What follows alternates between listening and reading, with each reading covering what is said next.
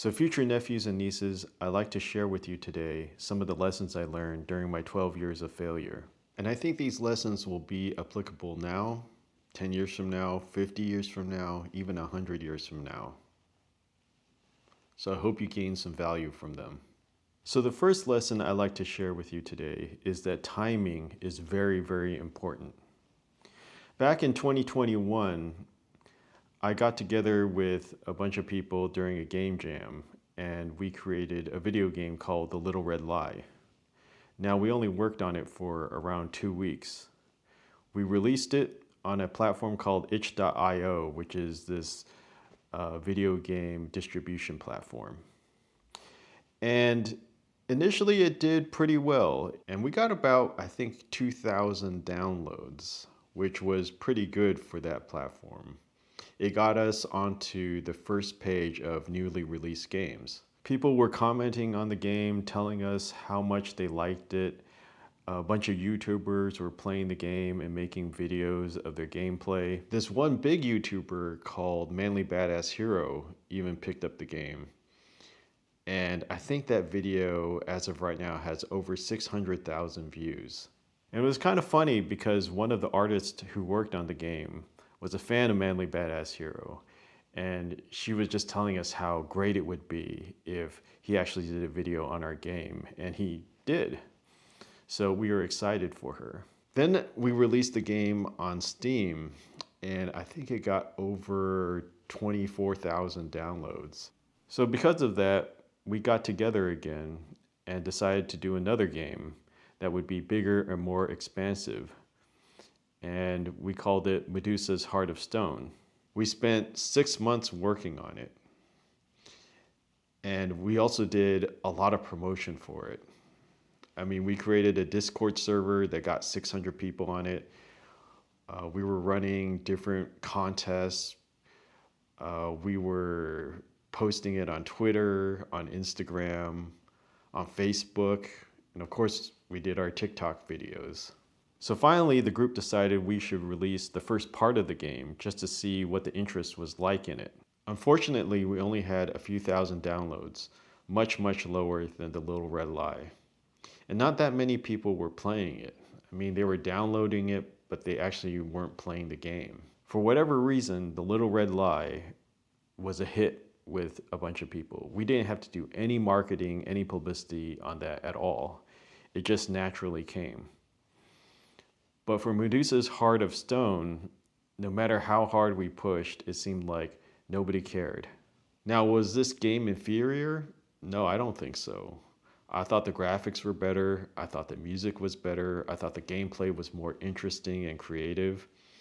I mean, I thought Medusa's Heart of Stone was far superior to The Little Red Lie in many, many respects. So why did it fail? Well, the only thing I could come up with is that it was just the wrong game at the wrong time.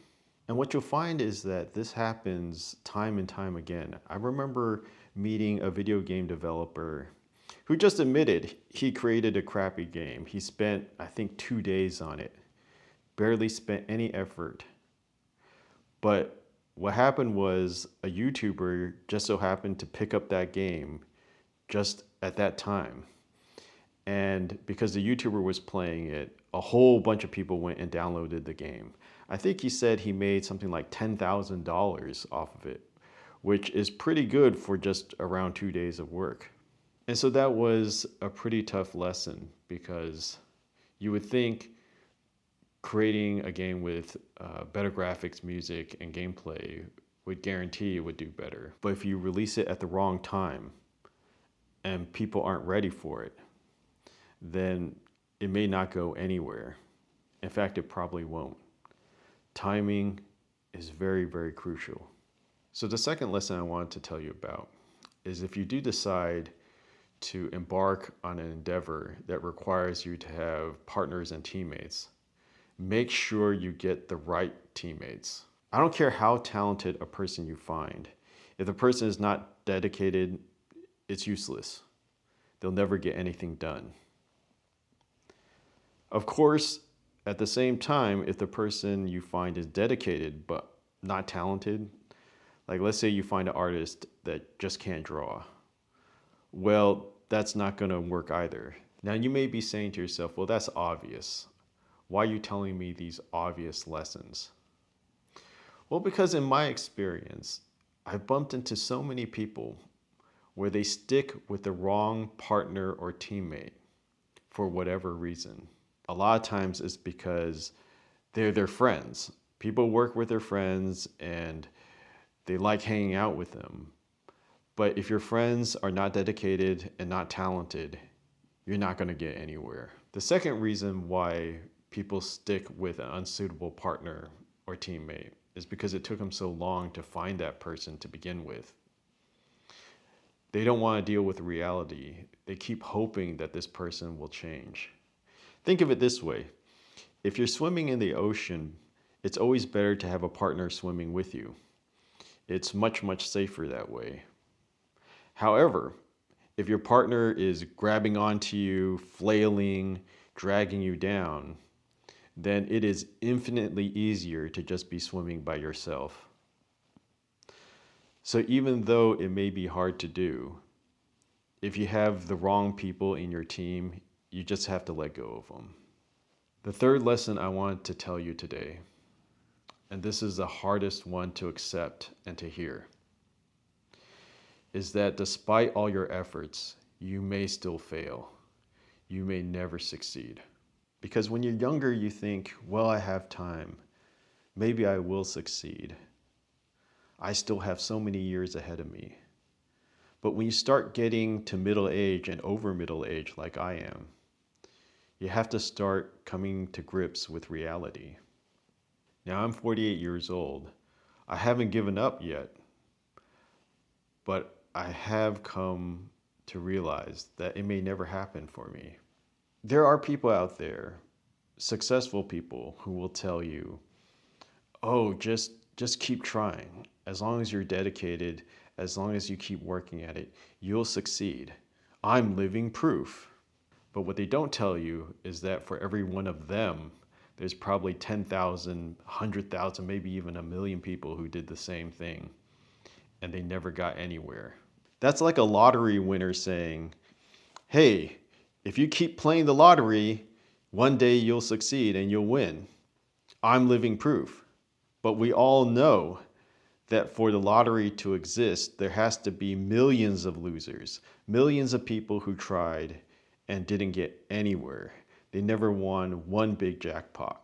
So even though it's hard to hear, that's how life is. You may not succeed in the goals that you set yourself. The final lesson I want to share with you today, and I think I'll end on a happier note,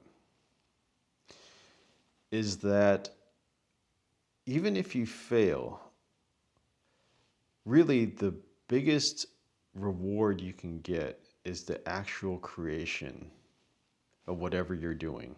And I'll use the Little Red Lie as an example. We spent 2 weeks working on that.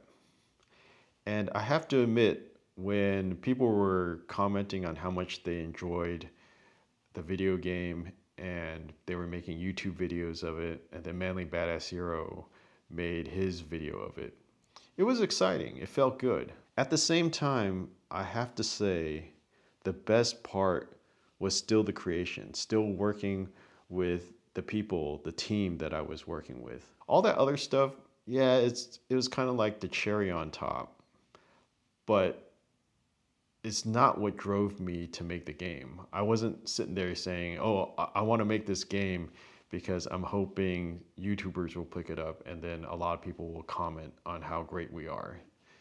That was never the intention. Now, is it important for people to enjoy your work, for people to play your video game, read your book, or see your artwork? Yeah, I do think that is important. You don't want to be a stand-up comedian doing jokes to an empty room, or a singer singing to an empty music hall. However, I do have to say that the act of creation to me was always the most meaningful part. So future nephews and nieces, if you are a musician, an artist, a filmmaker, a video game designer, whatever, My advice to you is to take heart in your work, because regardless of what the public may think, even if you don't make any money off of the work that you create, the reward is the creation of the work itself. And what you may find out is that the simple process of creating something meaningful to you can be pretty special.